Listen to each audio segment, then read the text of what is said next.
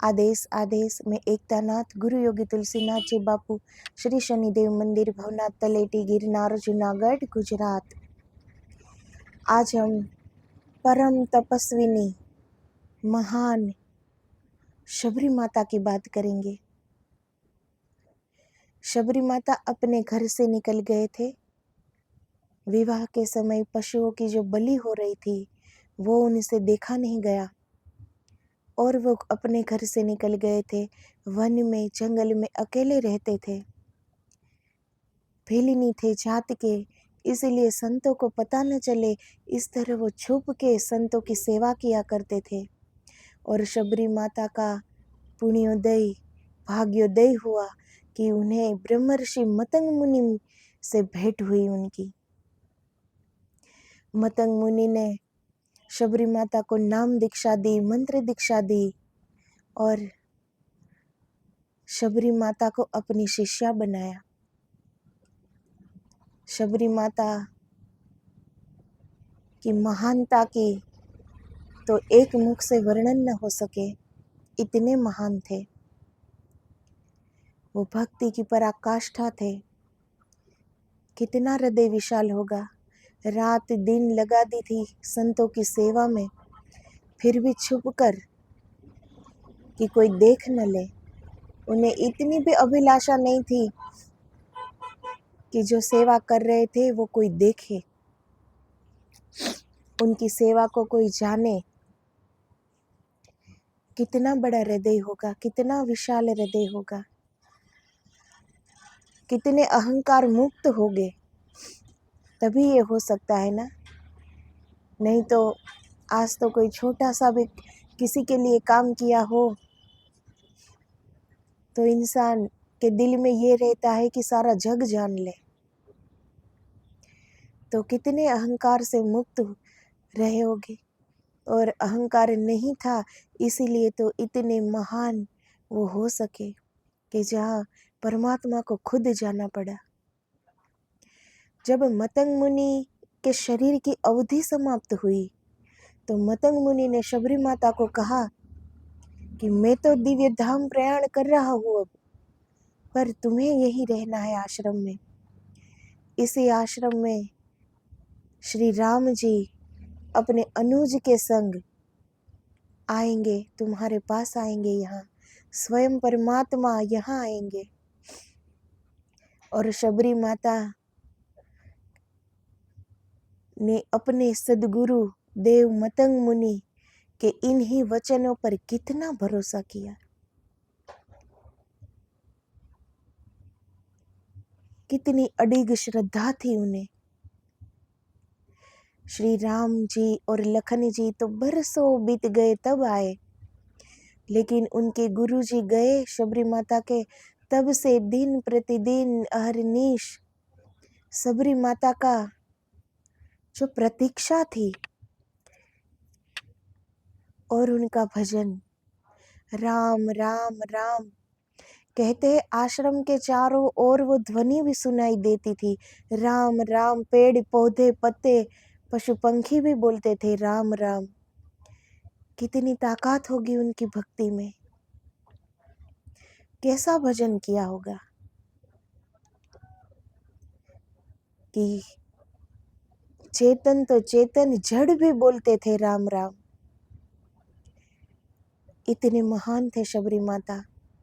हर रोज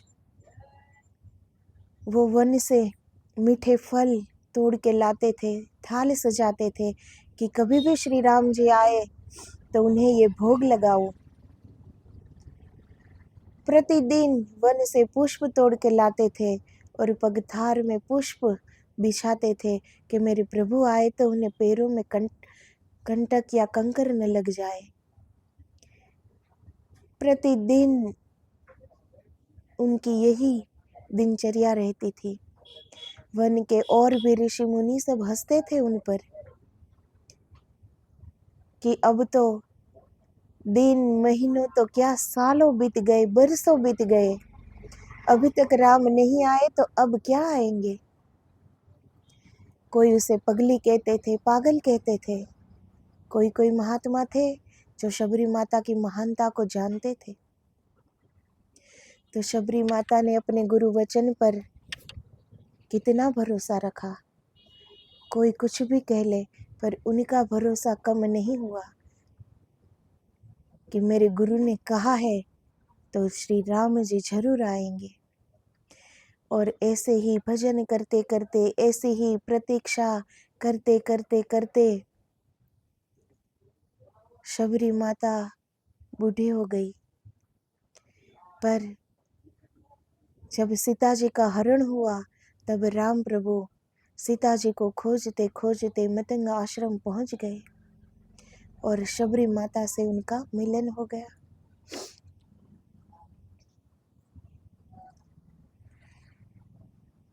माता शबरी जी की प्रतीक्षा पूरी हुई।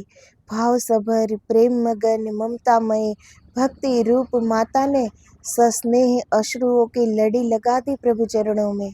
श्री राम जी भी आज बह रहे हैं माता की प्रेम रूपी भक्ति में। माता की ममता में आज बह रहे हैं प्रभु राम। माता चख चख कर मीठे बेर खिलाती है प्रभु को। श्री राम जी वो बेर खा के तृप्त हो जाते हैं। उसी बेर में शबरी माता की ममता, स्नेह और दीर्घ प्रतीक्षा की मिठास थी। उस बेर में भक्ति भाव का मीठा रस था। राम जी कह रहे माता से कि माता, आपके बेर इतने मीठे अमृतमय है कि वनवास का कष्ट दूर हो गया। आज राम जी स्नेहाश्रु से सबरी माता पर जैसे अभिषेक कर दिया। भक्त और भगवान का आत्मिक मिलन करुणा की पराकाष्ठा। प्रभु ने शबरी माता के झूठे बेर खाए और कह रहे हैं कि माता, आपके ये मीठे अमृतमय फल खाकर तो मैं तृप्त हो गया और ऐसा लग रहा है कि वनवास के सारे कष्ट दूर हो गए। कितनी ममता होगी, कितना भाव होगा शबरी माता में कि आज स्वयं करुणा निधान की आंखों से अश्रु बह रहे हैं। उसी स्नेहाश्रु में शबरी माता का जैसे अभिषेक कर रहे हैं प्रभु। तो कितनी महान भक्ति होगी शबरी माता की। स्वयं प्रभु आए हैं, उनके झूठे बेर खा रहे हैं। माता राम लखन को उनके गुरु जी के स्थान का दर्शन कराते हैं, जहाँ उनके महान गुरु जप तप यज्ञ करते थे। वहाँ आज भी उनकी तपाग्नि प्रज्वलित थी। एक दिव्य तेज निरंतर वहाँ प्रज्वलित रहता था। राम लखन जी वहाँ दर्शन करते हैं, खुद को धन्य मानते हैं। बरसों बीत गए थे, मतंग मुनि दिव्य लोक में चले गए, उनके बरसों बीत गए थे, लेकिन वो जिस वेदी पर जप तप यज्ञ साधना करते थे, वहाँ एक दिव्य पुंज प्रज्वलित रहता था।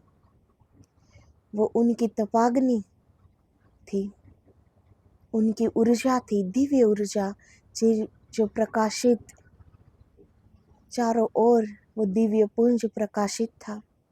तो राम जी लखन जी कहते हैं कि माता, आपकी कृपा हो तो आपके गुरु के दर्शन हो जाए। तो शबरी माता उन्हें लेके जाते हैं वहाँ, उसी वेदी पे जहाँ उनके महान गुरु बैठते थे। मतंग मुनि के जो साधना थी, जो भक्ति थी, जो करुणा थी, वो इतनी उत्कृष्ट थी कि वन के हिंसक पशुओं ने अपनी हिंसकता छोड़ दी थी।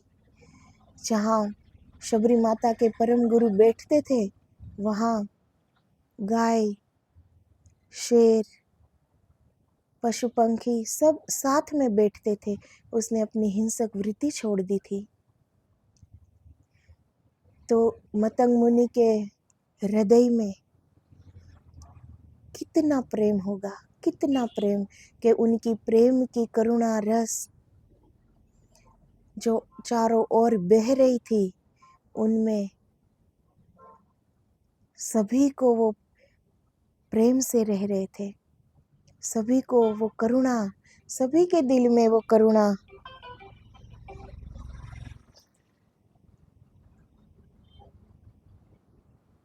सबके हृदय में वो करुणा छा गई थी कि हिंसक पशुओं भी अपनी हिंसकता छोड़ दी थी। तो ऐसे संत जिसका हृदय प्रेम से भरा हो, करुणा से भरा हो, वो जिस भी स्थान पर रहते हैं उसकी चारों ओर प्रेम भरा, भक्ति भरा वातावरण ही हो जाता है। तो ऐसे महान गुरु के स्थान पर राम जी और लखन जी दर्शन करते हैं। मतंग वन के पुष्प कभी मुरझाते नहीं थे और फल वो हमेशा ताजा रहते थे। बरसों बीत गए थे, मतंग मुनि ने ये स्थान छोड़ दिया और दिव्य लोक में प्रयाण कर गए। फिर भी अभी भी उतनी ऊर्जा थी उस स्थान में। वर्षों बीत गए, उन्हें दिव्य लोक गए हुए, पर आज भी उनकी भक्ति का ये प्रभाव है यहाँ। माता श्री राम जी से कहती है, मुझे नवधा भक्ति का दान दो प्रभु।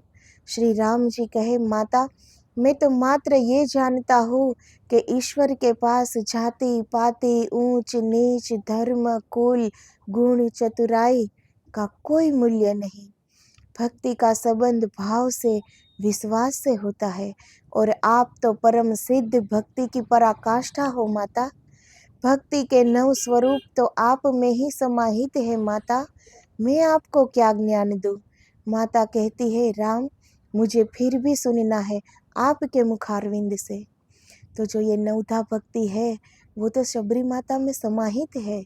तो प्रभु राम कहते हैं कि आप तो वो भक्ति की पराकाष्ठा है, मैं आपको क्या ज्ञान दूँ।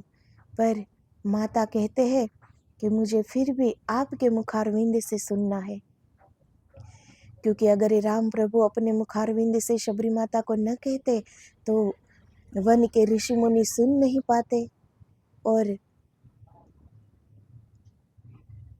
सबको ये जानना था ना कि नवधा भक्ति क्या है। हमें भी तो प्राप्त हुआ। रामायण ग्रंथ में जब ये नवधा भक्ति लिखी गई तो हमें भी वो प्राप्त हुआ ना। हम सबको ये जानना मिला कि नवधा भक्ति क्या होती है। इसीलिए शबरी माता जनहितार्थ है, श्री राम जी प्रभु को विनती करते हैं कि आप अपने मुखारविंद से नवधा भक्ति की बात कहो। प्रभु कहते हैं, माता आपके ही अंदर विराजमान नवधा भक्ति की बात मैं आज सुनाता हूँ। और राम जी सुनाते हैं, पहली भक्ति है संत का संग। संतों का जब संग होता है तब हृदय के पाप ताप विकार और स्वार्थ मिट जाते हैं। सत्संग, सत्य का संग। जहाँ सत्य है वहाँ असत्य नहीं टिक सकता। सत्य के दर्शन से तृप्त संत सत्य की ही परिभाषा होता है माता। संतों के वचन पर चलकर सत्य के दर्शन हमें प्राप्त हो जाते हैं। सत्संग, इनका मतलब ही ये होता है कि सत्य का संग, और सत्य हमारे भीतर से आता है तभी हमें विश्वास आता है, जब सत्य हमारे ही अंदर से निकले। किसी से सुना हुआ नहीं, किसी से जाना हुआ नहीं, कहीं से पढ़ा हुआ नहीं, कहीं से सुना हुआ नहीं। सत्य हमारे अंदर से निकले तब हम मान जाते हैं कि सत्य क्या है। हम सत्य का दर्शन कर पाते हैं। तो वो पहली भक्ति है सत्संग, जहाँ संतों प्रभु भजन में लीन रहते हैं उनका संग करो। जहाँ अच्छे चरित्रों की जहाँ बात हो रही होती है वहाँ बैठो। जिसे पता है कि सत्य क्या है, आत्मा क्या है, परमात्मा क्या है, उनके पास बैठो। जहाँ कथा हो रही हो प्रभु नाम की, प्रभु अवतारों की चरित्र कथा, वो सुनो। सत्संग, जब संतों का संग हो जाता है तो सत्य के दर्शन हो ही जाते हैं। भगवान की कथा प्रसंग में प्रेम, ये दूसरी भक्ति है माता। भगवान के चरित्रों की कथा नित्य सुननी चाहिए। अलौकिक सुख प्रदत्त जीवन चरित्र, प्रभु के अवतारों की रसमयी लीला में स्वयं को भूलकर प्रभु के साथ एक रूपता के रसास्वाद की अनुभूति करनी चाहिए। तो जहाँ प्रभु का स्मरण हो रहा हो, प्रभु के चरित्रों की गुणगान हो रही हो, गाथा कोई सुना रहा हो, वो सुननी चाहिए, वहाँ जाना चाहिए। ये दूसरी भक्ति है। भगवान की जहाँ कथा हो रही हो, उनके प्रसंग जहाँ सुनने को हमें मिले, तो वो सुनना चाहिए, हमें जाना चाहिए। बहुत कुछ जानना मिलता है। और जहाँ भगवान के नाम की कथा हो रही हो, तो चारों ओर उस प्रभु नाम की ऊर्जा हमारे में भी आती है। फिर हमारे भी विचार शुद्ध होते हैं। कुछ करने को, भक्ति करने को, भजन करने का एक उत्साह बनता है हमारे अंदर। तो वहाँ जाना चाहिए। ये दूसरी भक्ति है। एक भक्त भाव से जब अपने भगवान के चरित्रों की गाथा सुनता है या कहता है, तो वो धीरे धीरे अपने ईश्वर से एक रूपता पा जाता है। वो इतना भाव मगन हो जाता है कि उन्हें ऐसे लगता है कि जैसे ये प्रभु के प्रसंग मेरे आंखों के सामने ही हो रहे हैं। प्रभु मेरे इतने निकट है, निकट से निकटतम। और प्रभु निकट ही है। वो निकट, कितने निकटतम कि हमारे ही अंदर है, हमारे ही अंदर समाये हुए है। परमात्मा कहाँ नहीं है, चारों ओर है, हमारे ही अंदर है, बाहर भी है, चारों ओर है, अणु अणु में व्याप्त है। नाम रहित होकर सदगुरु की सेवा करनी, ये तीसरी भक्ति है माता। सेवा त्याग की भूमि और प्रेम की जननी है। सेवा की पूर्णता में पूजा का उदय होता है। जिस प्रकार प्रकाश सूर्य का और सुगंध पुष्प का स्वभाव होता है, इसी प्रकार सेवा सेवक का स्वभाव होता है। जिस तरह सूर्य नारायण जब उदय होते हैं, तो उन्हें अलग से चेष्टा नहीं करनी पड़ती कि मुझे सृष्टि में प्रकाश बिखराना है।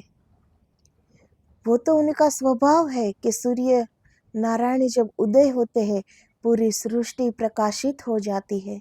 ये उनका स्वभाव है।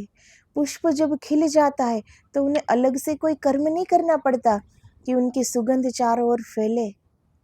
पर पुष्प जब खिलता है, तो अपने आप वो सुगंध बिखर जाती है चारों ओर।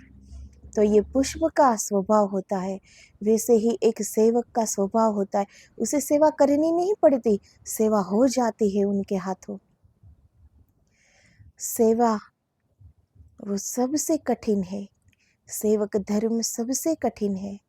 पूजा जप तप हवन यज्ञ माला साधना उपासना अपने लिए तो सब कर लेते हैं, ये हो जाता है। लेकिन दूसरों के लिए कुछ करना, उनके लिए तो हृदय में इतनी करुणा होनी चाहिए, इतनी दया होनी चाहिए, उतना विशाल हृदय होना चाहिए, उतना प्रेम होना चाहिए, तब सेवा हो सकती है। तो सेवक धर्म, जहाँ सेवक हो तो उनका सेवा उनका स्वभाव है। उन्हें करना नहीं पड़ता। वो कोई सोच के नहीं आता कि मुझे मेरे सदगुरु की इतनी सेवा करनी है, पर स्वयं होने लगती है, वो करने ही लगता है। वो जहाँ भी जाता है, किसी के लिए अच्छा करता है, मदद करता है, सेवा करता है, और ये उनसे हो ही जाती है, क्योंकि ये सेवक का स्वभाव बन जाता है सेवा, तो उनसे हो ही जाती है। जिसके हृदय में अहंकार होता है, जो झुकना नहीं जानता, वो क्या किसी की सेवा कर सकता है? अहम शून्य हृदय ही सेवा कर पाता है। वहाँ झुकना होता है, वहाँ काम करना होता है, वहाँ खुद को मिटना होता है। वहाँ ये नहीं सोचा जाता कि मेरी खुशी किस में है, कि मैं भी बैठूं, मैं यहाँ आया हूँ तो मैं अपने सदगुरु के पास बैठूं, मैं क्यों कोई और काम करूं। ये सेवक नहीं सोचता। सेवक तो यही सोचता है कि मैं कितना काम आ जाऊं अपने सदगुरु के। वो ये नहीं देखता कि सदगुरु कुछ हमें आदेश करे तो ही मैं करूं। वो आदेश की राह नहीं देखता, वो तो करने ही लगता है, क्योंकि वो उनका स्वभाव बन चुका है। तो अहम से मुक्त हृदय ही सेवा कर सकता है। सेवा हर किसी से नहीं होती। सेवा करने का सामर्थ्य उसी साधक को प्राप्त होता है जिसका अशरीरी जीवन होता है। शरीरबद्ध जीवन से सेवा नहीं हो सकती। स्वयं की संपूर्ण विलुप्ति तब हो सकती है सेवा। वो अशरीरी होता है उनका जीवन, वो अपने शरीर में नहीं होता।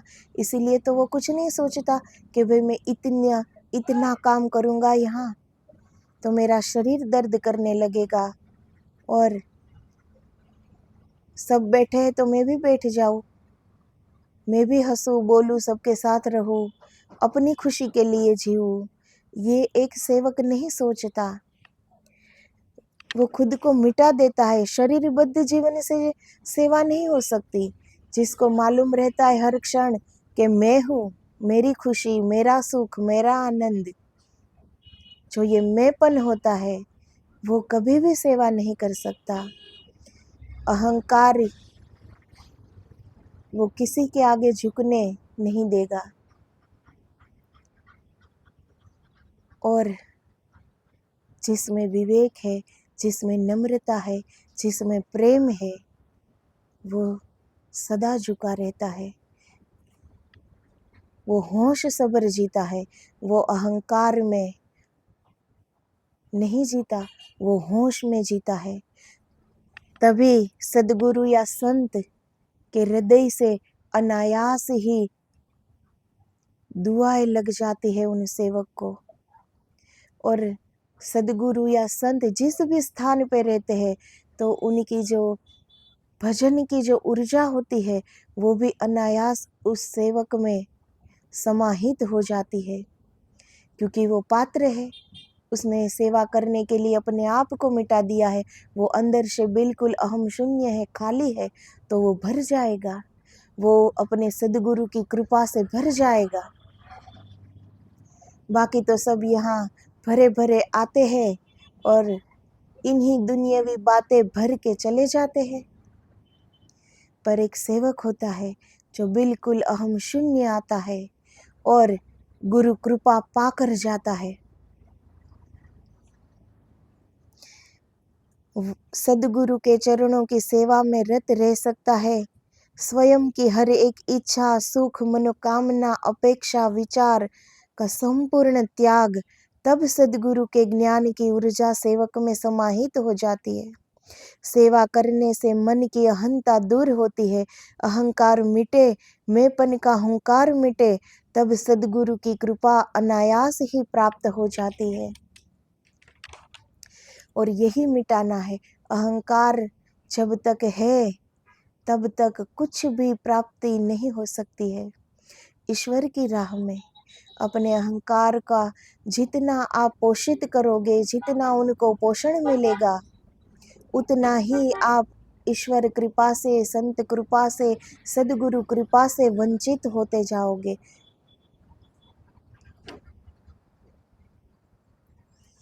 तो आज 3 भक्ति के बारे में बात की है। अब अगले वीडियो में आगे जो 9धा भक्ति की 9 प्रकार की भक्ति है उनका अब आगे कहेंगे। तो आज इतना ही। जय सिया राम, जय गुरुदेव, आदेश आदेश, जय गिरनारी।